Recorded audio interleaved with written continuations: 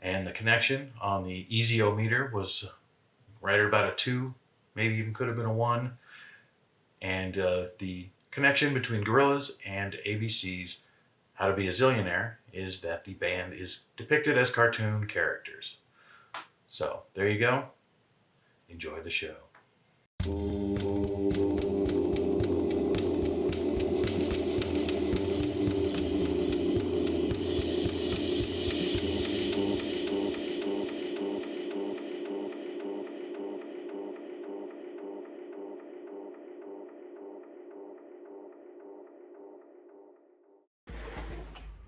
Hey VC, Plastic Eric here, Plastic Soundwave Cole, here for another amazing edition of Collection Connection, the game that's just an excuse to talk about music.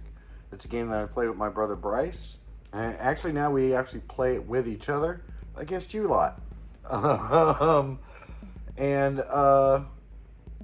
so now we have you guys see if you can guess what the connection is. And when we started doing this, nobody got it right. And so Bryce was worrying because, people he felt weren't guessing. I feel that we just stumped you. So the score for us was going up really quick, really well. But in Bryce's last video, which is on Good Show Ponsonby, which he does his video every Thursday, which in connection with mine, somebody actually answered the connection. And so congratulations to Murdock Reviews. Thanks for participating, and thanks for getting it right and being our very first person to get it right. And so we don't have any prizes or anything. We're both kind of broke. So I can just give you like a virtual hug here. It's awkward for me too. There we go.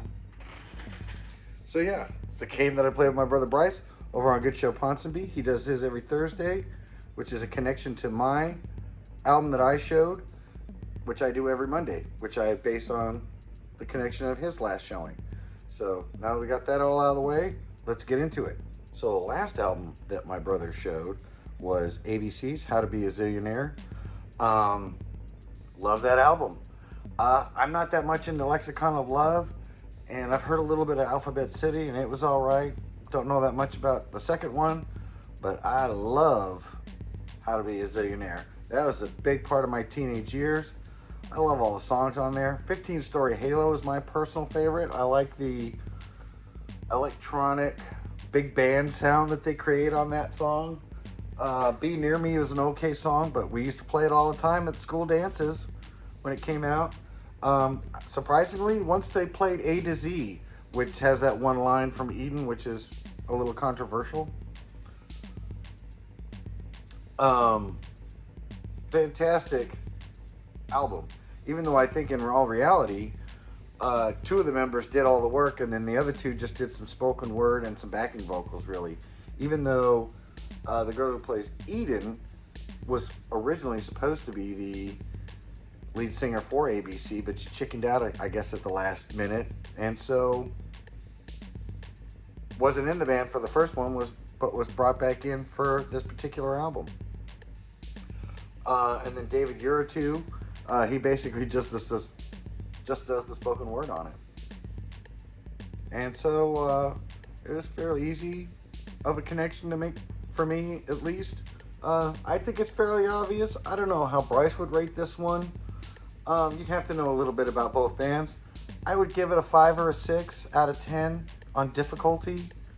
I don't think it's that hard, but I could be wrong. Let's see if anybody guesses it. But my connection is The Pretenders. Learning to Crawl. Great album. To me, this is like the Cars' first album, where every song is a banger, except for like maybe 2 deep cuts on it, And this is pretty much the same way. Every song is so fantastic on here. I even the one Thumbelina, which I don't believe was a single, is still pretty good. The only song on here, which isn't horrible, don't get me wrong, but doesn't have the same quality as the rest of the album, is Watching the Clothes. it's kind of a different song, definitely on there. This is their third album. They had a lot of tragedy happen before this album occurred. Two of the original members had died in between the second and this album.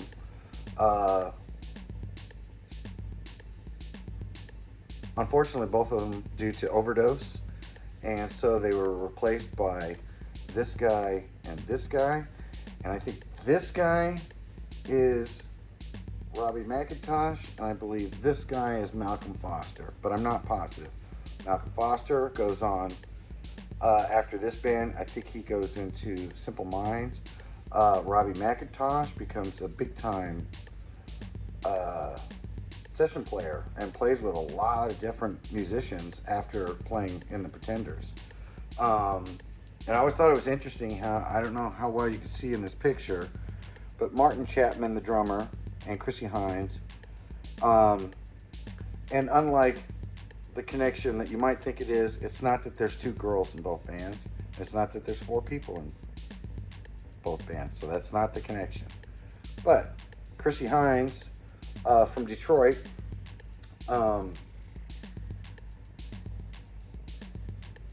I wouldn't necessarily say it was her band, but it kind of seemed that way since I think he left not too long after this album or after the next album.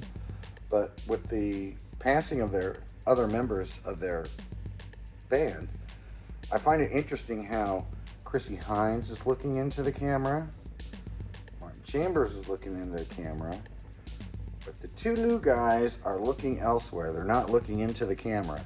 And I found that kind of interesting, and I wondered if that was done as an homage to the other two guys, or like almost as a way to say, because I don't remember hearing on the news when I lived in England that those two guys had passed away. I mean, I don't know if it'd be newsworthy for the BBC or not. I couldn't tell you. I'm sure they did a news report on it, but as a kid, I don't remember that. And so when it went into this album, I was not aware that two of the members had changed. So, yeah, fantastic album. If you get a chance, pick it up. It's got just one hit after another. Thin Line Between Love and Hate, 2,000 Miles, My City Was Gone, which, interestingly enough, I think was Rush Limbaugh's theme for a while. You know, it's about Detroit, where Chrissy Hines is from, goes back to visit, and find out that it's a big shithole, apparently. Or at least according to the song. That's not my commentary. I've never been to Detroit, can't say. Middle of the Road, I mean, it starts off with a freaking banger. Back in the Chain Gang. Yeah. This whole album is pretty solid. Except for the Watching the Clothes. If it would have been on any other album, it probably, I would like it better, but it's just not up to the same par as the rest of the songs on this album. So if you get a chance, check out the Pretenders, Learning to Crawl, named after the fact that they're restarting again, basically, with two new guys. And actually, a lot of people, and I think even what's his name?